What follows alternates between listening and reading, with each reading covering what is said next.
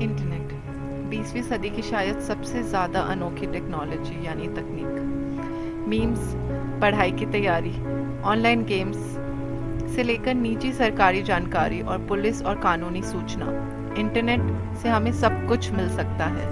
Internet ने जो हमें दिया है इट इज़ बाउंडलेस, वो अपार है। कुछ अच्छा है और कुछ बुरा, लेकिन इंटरनेट के विकास के साथ काफ़ी लोग एक नई दिशा की तरफ जा रहे हैं, which is solving the mysteries over the internet, यानी इंटरनेट पे बैठकर अनसुलझी कहानियों को सुलझाना। इन दिनों अधिक से अधिक अपराध सामने आ रहे हैं जो इन ऑनलाइन इन्वेस्टिगेटर्स की खोज के बिना अब तक अनसुलझे रहते। चलिए शुरू करते हैं एक वेबसाइट रेडिट और एक घर के साथ। Case number 1, post-it notes in my apartment. 2016 में एक रेडिट यूजर आर ब्रैडबरी 1920 ने r/legal advice, एक रेडिट कम्युनिटी जिसमें सदस्य एक दूसरे को कानूनी सलाह देते हैं, उसमें एक सवाल पोस्ट किया। सवाल इस प्रकार का था: 15 अप्रैल के दिन मुझे अपने डेस्क पे एक पीले रंग का पोस्ट-इट या स्टिकी नोट मिला जो मेरी हैंडराइटिंग या लिखावट का नहीं था। उस पर एक टू डू लिस्ट थी जो मैंने नहीं लिखी थी या मुझे याद नहीं था। अजीब होने के बावजूद मैंने सोचा कि शायद मैंने अपनी नींद में लिख दिया होगा, तभी लिखावट मुझसे मैच नहीं हो रही है। मैंने उसे कचरे में फेंक दिया और उसके बारे में भूल गया। 19 अप्रैल मुझे अपनी स्टडी में इसकी कुर्सी के पीछे एक और नोट मिला जो उसी लिखावट का था। जिसने भी छोड़ा था उसने मुझे अपने कंप्यूटर की फाइल सेव कर लेने के लिए कहा।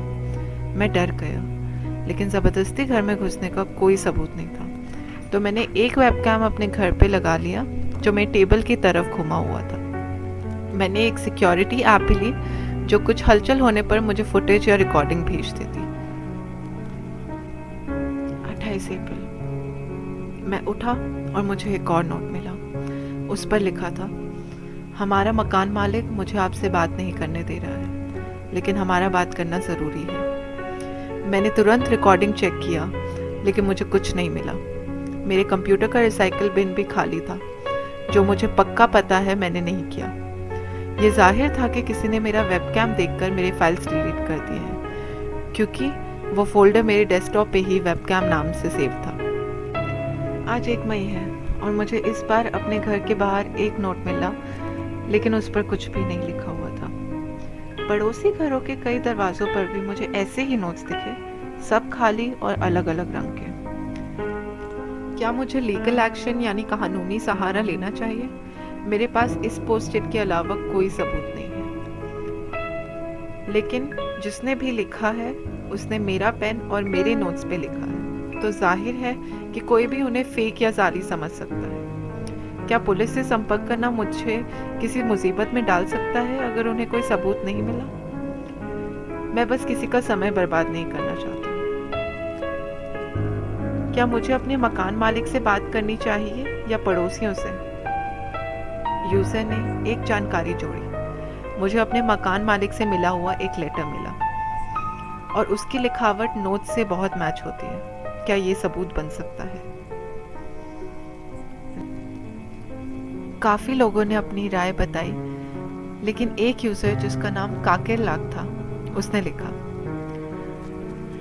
ये एक जेन्युइन या सच्ची कहानी लगती है। ऐसा हो सकता है कि आपका मकान मालिक आपके घर के अंदर नोट छोड़ रहा हो, लेकिन उसका आपकी कही जानकारी से कोई मतलब नहीं दिख रहा है, और ऐसा होने की ज़्यादा संभावना है कि आप खुद नोट्स लिखकर भूल रहे हैं। क्या आपने अपने ऑफिस में या कहीं और ऐसी नोट्स का प्रयोग या यूज़ किया है? हाँ, ये एक मेंटल हेल्थ यानी मानसिक स्वास्थ्य की भी बात हो सकती है। शायद आप किसी प्रकार के डिसोसिएटिव डिसऑर्डर का सामना कर रहे हैं, या फिर ये एक शारीरिक समस्या भी हो सकती है। आपने लिखा है कि आपका बेडरूम बहुत छोटा है जिसमें खिड़कियां नहीं हैं। क्या आपको सोते वक्त ठीक से वेंटिलेशन नहीं मिल रहा है, या बिल्डिंग से कहीं कार्बन मोनोऑक्साइड लीक नहीं हो रही है? एक सस्ता CO डिटेक्टिव जो आपके पास वैसे भी होना चाहिए, ये पता लगाने का एक तेज तरीका रहेगा। अगर ये पॉइजनिंग है तो आगे चलकर आपको बहुत सरदर्द भी होगा। आप अपने मानसिक और शारीरिक इतिहास के बारे में जानते हैं। अगर आपको लगता है कि इन सब के पीछे आप खुद हो सकते हैं और आपने अपने आप को नोट लिखा है, किसी डॉक्टर की राय लेने में कोई शर्म नहीं है। अगर आपको जानकारी नहीं है, कार्बन मोनोऑक्साइड एक बिना रंग, गंध या स्वाद की गैस है जो गैसोलीन, प्रोपेन या लकड़ी जैसे ईंधनों का प्रयोग करने से जलती है। बिना हवा या वेंटिलेशन वाली छोटी जगह या घरों में ये गैस काफ़ी खतरनाक और जहर भी बन सकती है। आखिर में आर ब्रैडबरी 1920 ने अपनी स्थिति के बारे में r/legal एडवाइस में अपडेट किया। जिन्होंने सुझाव भेजे और आगे बढ़ने की सलाह दी, सभी को धन्यवाद। खासकर से उन लोगों को जिन्होंने CO डिटेक्टर की सलाह दी, क्योंकि जब मैंने अपने बेडरूम में एक लगाया तो उसने 100 ppm पढ़ा।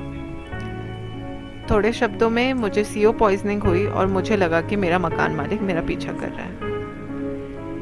कई लोगों ने कमेंट्स पर काके लाग को शाबाशी दी आर ब्रैडबरी 1920 की जान बचाने के लिए, क्योंकि जिन घरों में लोग तंबाकू का धुआं करते हैं या मोमबत्तियां जलाते हैं, वहाँ CO गैस का 2 ppm और 6 ppm के बीच में रहना आम है।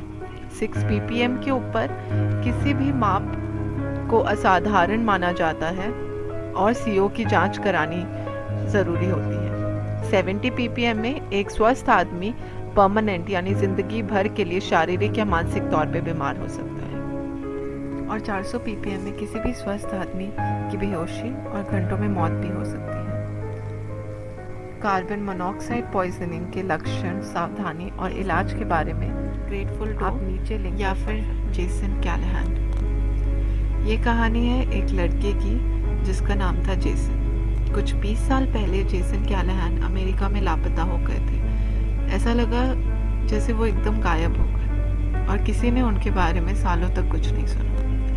उन्होंने केवल एक चीज़ पीछे छोड़ी थी, वो थे कुछ 1 से 900 नंबरों की हॉटलाइंस जो ग्रेटफुल डेड एक म्यूज़िक बैंड के फैंस के लिए थी।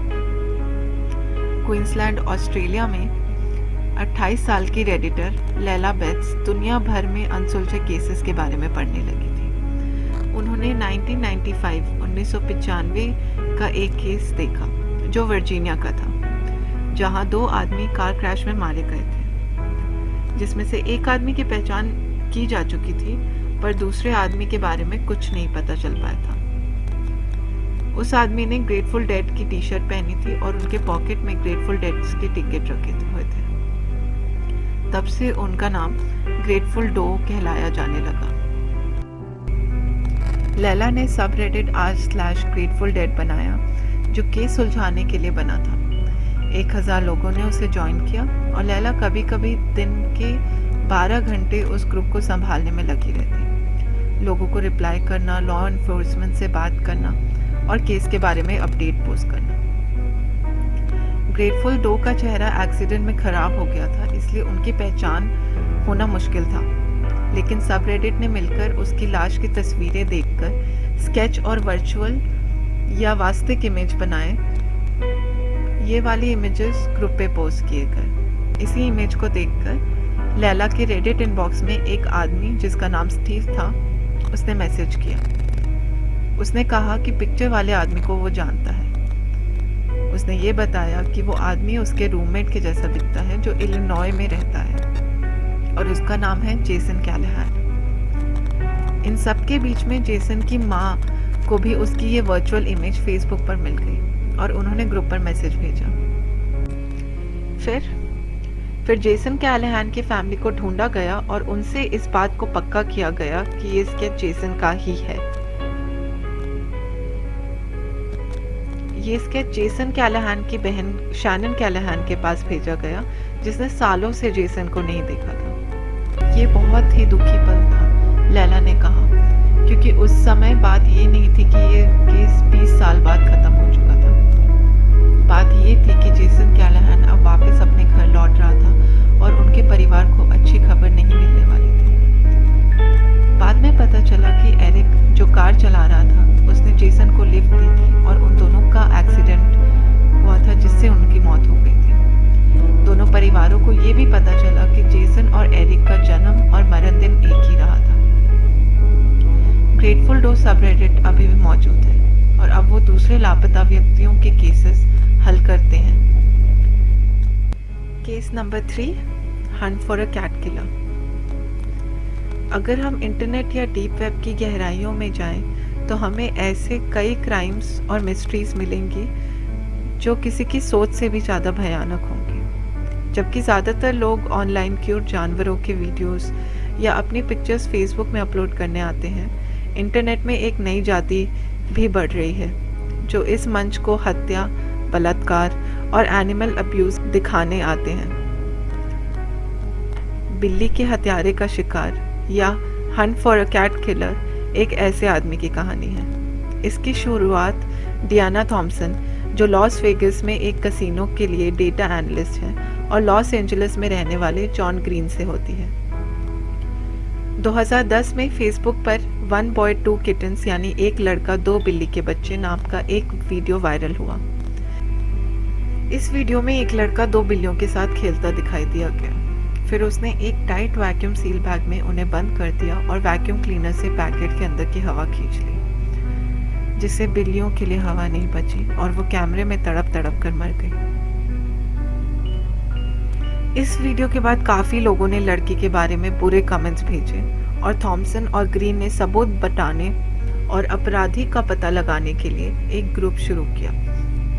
ग्रुप ने वीडियो की जांच करने के लिए एक साथ काम किया, जिसमें कमरे में रखी हुई चीज़ें, जगह, वीडियो के पीछे चलने वाले गाने, लड़के के कपड़े, दीवार में लगी हुई चीज़ें को ढूंढकर खोजा जाने लगा।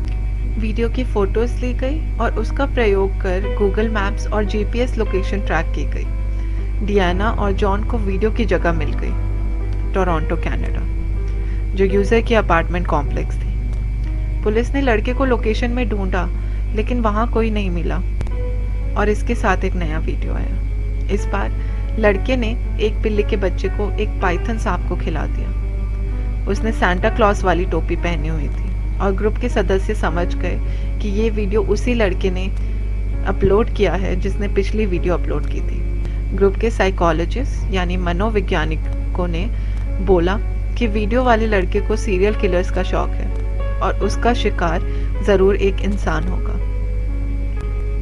फेसबुक के द्वारा एक नाम भी आगे आया, लूका मैग्नोटा, और उसके साथ आया एक नया भी, लेकिन इस बार एक गोर वेबसाइट पर।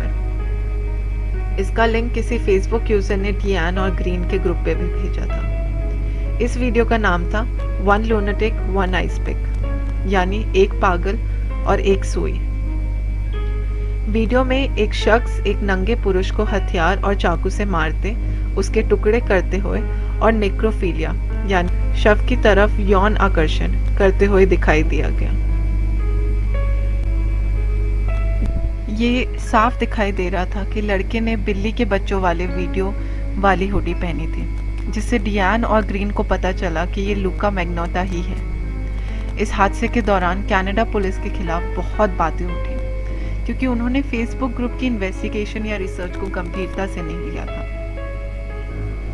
जब लूका का केस बना तो मृत का नाम आगे आया, लिन जून, एक कनाडा यूनिवर्सिटी स्टूडेंट था।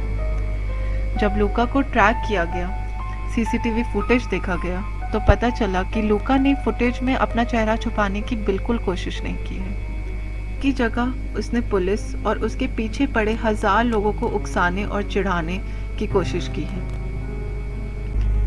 जैसे हत्या के बाद जब लूका बॉडी के टुकड़े फेंकने के लिए काले गार्बेज पैकेट्स लाया, तो उसने लिन जून की येलो टी शर्ट पहनी हुई थी। फेंकने के बाद उसने बहुत आराम से शीशे के आगे अपने बाल ठीक किए और अपने वीडियो में भी उसने आखिरी शॉट में लिन जून का चेहरा बहुत सफाई से दिखाया। आखिरी में लिन जून के दोस्त, फेसबुक ग्रुप और पुलिस ने मिलकर काम किया और लूका मैग्नोटा को गिरफ्तार किया, जिसमें ग्रीन ने लूका की लोकेशन उसकी फेसबुक फोटो से ढूंढी।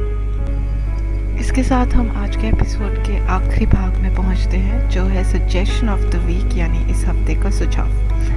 नेटफ्लिक्स ने इस केस के बारे में बहुत अच्छी एक डॉक्यू सीरीज बनाई है जिसका नाम है don't fuck with cats, hunting an internet killer, जिसमें इस केस के बारे में हर चीज़ बहुत विस्तार और पूरे रूप से दी गई है। अगर आपको ये केस इंटरेस्टिंग या दिलचस्प लगा तो आपको वो डॉक्यू सीरीज ज़रूर देखनी चाहिए। अगर आप किसी ऐसे केस के बारे में जानते हैं जिसका इंटरनेट के लोगों के बिना सुलझना नामुमकिन होता, तो प्लीज़ कमेंट करके मुझे बताइए। अगर आप किसी ऐसे केस या टॉपिक के बारे में वीडियो देखना चाहते हैं तो आप वो भी नीचे कमेंट कर सकते हैं। Thank you.